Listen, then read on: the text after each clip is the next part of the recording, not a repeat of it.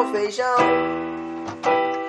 pão com arroz, pão de batata, pão com macarrão, pão com pão com açúcar, pão com café, pão com leite. Olá, tudo bem com vocês? Deixa eu mostrar para vocês, olha só que avental bonito que eu ganhei da minha prima. Achei lindíssimo, uma gatinha. Então, coloquei esse avental hoje porque faz tempinho que a gente não faz aquela nossa série Curiosidades. Tem aqueles vídeos que a gente fala de coisa mais séria, né? O último que a gente encaminhou para vocês, que a gente fez uma série de tópicos falando sobre a construção da paz. E tantos outros assuntos, violência contra idosos, a prevenção da queda em idosos, o Dia da Mulher, o Dia das Mães, o Dia dos Pais, tantos outros assuntos que a gente já conversou sobre família, sobre comunidade. Mas também tem que ter algumas coisas diferentes, mais de curiosidade mesmo, coisas também mais leves e agradáveis. E aí então dessa série Curiosidades, hoje eu resolvi conversar um pouquinho com vocês sobre um alimento que é muito popular mundialmente e que com certeza está praticamente na mesa de todas as pessoas, em vários pontos do planeta. Mas resolvemos conversar um pouquinho hoje sobre o pão, porque o dia 16 de outubro é conhecido como Dia Internacional do Pão. Essa data foi criada no ano 2000 pela União Internacional de Padeiros, por considerar que é um alimento muito popular, um alimento que está há muitos milênios acompanhando a humanidade e que continua sempre aí na mesa das pessoas, sempre apreciado como um bom alimento por todos. O pão, derivado do trigo. O trigo foi uma das primeiras espécies de grãos cultivadas pela humanidade. Os historiadores acreditam que o pão mesmo surgiu há aproximadamente uns 2000 anos antes de Cristo, lá na Mesopotâmia, que hoje é aquela região do Iraque. Foi lá que teria surgido a primeira massa de pão. Isso aconteceu por acaso, porque naquela época as pessoas mastigavam apenas os grãos de trigo. Ficavam mastigando aquele grão de trigo, aquilo formava um mingau, uma massa. E alguém teria derrubado essa massa em uma pedra quente ao lado de uma fogueira. E essa massa assou. E a experiência foi boa.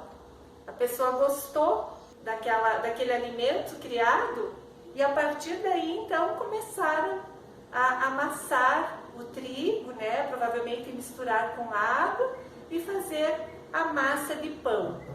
Inicialmente sem fermento, porque quando começou o processo de fermentação, eles ficavam meio desconfiados de que aquilo estava estragado, porque não se tinha ainda noção, conhecimento sobre a fermentação.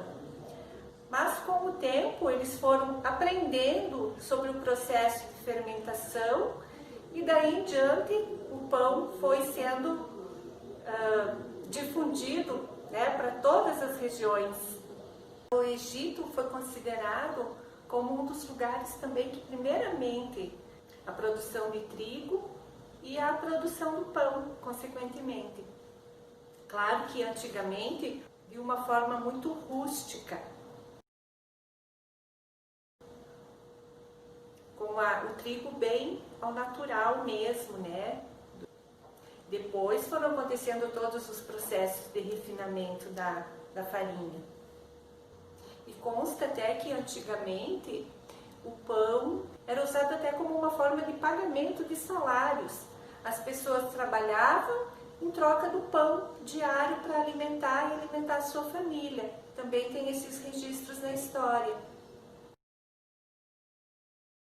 E também, claro, conforme o poder da pessoa, a classe que ela pertencia, se ela era da nobreza, ela tinha acesso a um trigo já um pouco mais refinado, mais produzido, enquanto que as pessoas mais pobres acabavam utilizando daquele trigo mais rústico para produzir os seus pães.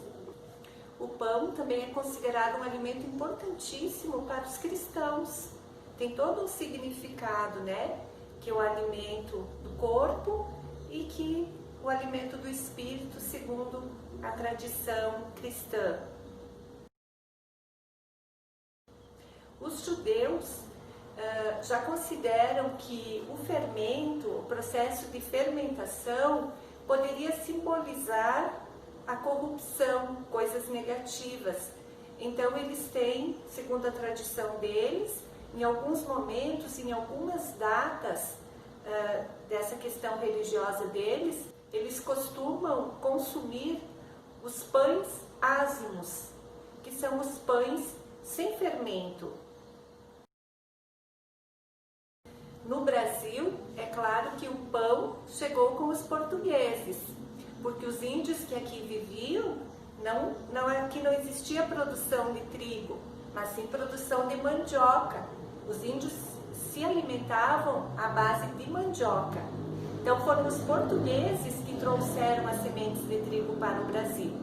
Mas o primeiro registro que se tem do contato dos brasileiros, dos nativos que aqui viviam com o pão, foi numa carta, a primeira carta que o Pero Vaz de Caminha, português, né, que veio na esquadra aqui no descobrimento do Brasil, ele encaminhou essa carta lá para o Reino de Portugal, contando que eles apresentaram pães, que eles deram pães para os indígenas que aqui viviam para experimentar, e que eles não gostaram muito, mas eles não estavam acostumados com aquilo.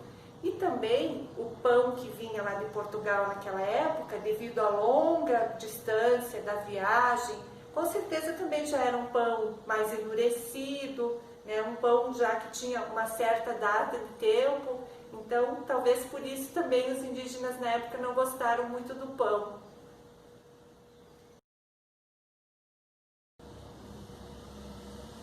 Os registros históricos também indicam que aqui no Brasil, as primeiras sementes de trigo foram trazidas por um militar nobre português, Martim Afonso de Souza, que foi o primeiro signatário das capitanias hereditárias no Brasil, na região de São Vicente, em São Paulo.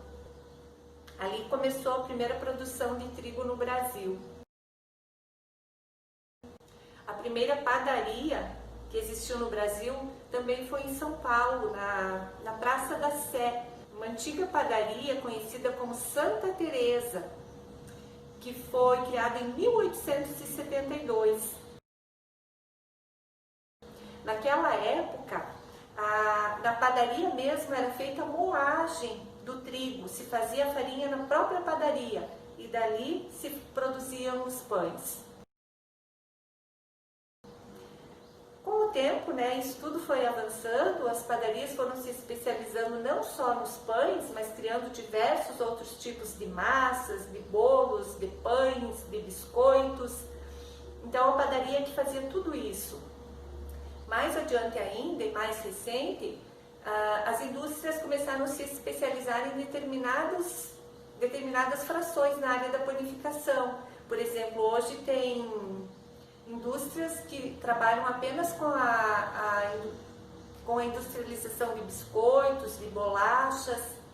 Aí já tem as padarias mesmo que se dedicam mais ao ramo dos panificados. Também bolachas, mas não em grande escala industrial. Muitas padarias mais no ramo artesanal também. Mais recentemente até buscando retornar um pouco naquele pão um pouco mais rústico, um pão mais artesanal, porque quantas possibilidades hoje tem de farinhas diferentes para a produção dos pães. Quantos tipos de pães nós encontramos para adquirir hoje em dia, né? É o pão mais caseiro, é o famoso pãozinho, a gente chama aqui o pãozinho, o pão francês, o pão integral, né, feito com mais farinha integral, também muitos tipos de pães de grãos que se coloca hoje, aveia, centeio, vários outros tipos de grão que se associa também ao pão. Aqui a farinha mais refinada, aqui uma farinha mais integral. Então hoje as opções são as mais variadas.